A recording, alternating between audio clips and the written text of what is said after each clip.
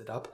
Now, performance wise and pretty much how this phone performs and is going to be performing in 2020, this phone when it first came out had that Apple A10 Fusion chip inside of it, a quad-core CPU with 2 gigabytes of RAM on every single model of this phone. I think there were 3 different models and each one of those had 2 gigs of RAM. Now, what I can tell you is, and I've been saying this for my other reviews as well, because it's just like the realest thing I can say and it's the thing that makes the most amount of sense. Basically, with a phone like an iPhone 7, it surprises me how smooth and how kind of fast this thing is. Now, with that being said, it's not a fast phone by any means, and it's not a smooth phone by any means in this day and age. When I, have a phone like the iPhone 7, and I have a phone like a OnePlus 8 Pro, or I have a phone like an iPhone 12 Pro Max, those phones are the smoothest phones right now. Those phones are fast. And if a manufacturer released a phone like an iPhone 7 right now with the same performance and everything, it would not even be talked about. It would be like pathetic. Like, why would they even release a phone like that? But because this phone is the age that it is, and because it was what it was at the time, and the price drop, because you can pick up these things for like less than $100,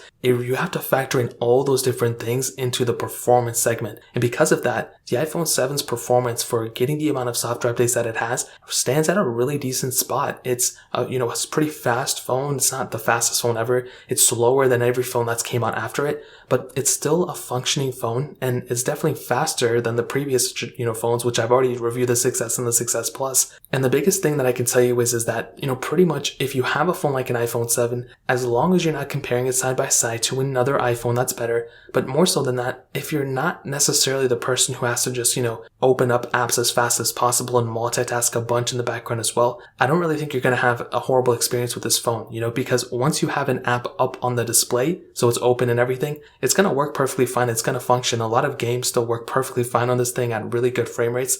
If you open up like Snapchat and all these other apps, once it's loaded, you're good to go. It just depends on, how long it takes to load. That's really the biggest problem. But on top of that, the other issue here is that the RAM management is definitely not that great on a device like this. With only 2 gigs of RAM, it's pretty good for an iPhone because, iPhones with iOS, they don't need to have that much RAM inside of it. But the RAM is probably going to be another huge area where you're going to probably, mess up bad, or the apps are going to be closing out in the background and stuff. So that's another pretty big thing. But I think for a majority of people, you're going to be perfectly fine with this type of performance if you know what you're getting into. If you're expecting to get the fastest phone or even the best iPhone for the, price tag for, a performance standpoint, this is definitely not it. But I think it's an okay, performing phone in 2021. So in terms of performance segment, that really pretty much covers it up. Now,